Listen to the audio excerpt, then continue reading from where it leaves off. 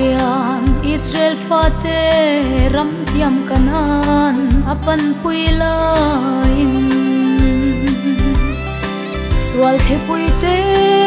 lo shangin anwai vela chavin an room olal zeho an ngayen che o min shuai tu tharau thiang him min shuai le ro ram tiam kanan ram chumin then la ne na tum ko soya salem khopui fan hun tu thir chang ni hiam ngai azwal thin la len na ram zai on khopui chu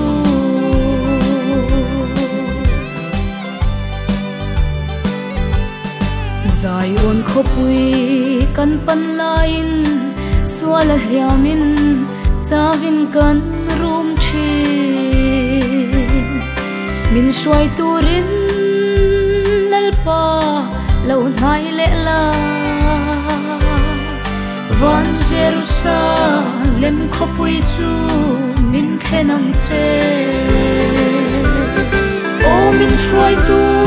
tharau thiang him min shuai le ro ram tiam kanan ram chumin then la ne na tum ko soya salem khopui fan hun tu thir chang ni hiam ngai azwal thin la len na ram zai on khopui chu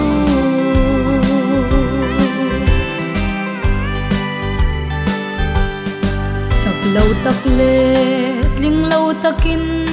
ram lâu la lang tur chu ka thir thi thu thung thiang him wang ka chan tur ram chu ngai ni reng a bang lâu ka ngai sual thin mange o min shuai tu tharau thiang him min shuai le ro ram tiam kanan ram chumin then la ne na tum ko soya salem khopui fan hun tu thir chang ni hiam ngai azwal thin la len na ram zai on khopui chu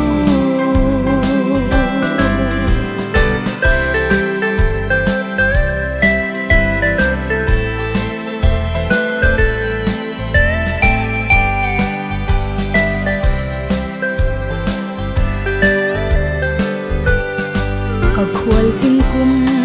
aral huna thina Jordan kadai kai anga vanangel le serafim ten min lo mua kang leinum ngai lo vin lal hena ka chol to ang o min shuai tu tharau thiang him min shuai le ro ram tiam kanan ram chumin then la ne na tum ko soya salem khopui fan hun tu thir chang ni hiam ngai azwal thin la len na ram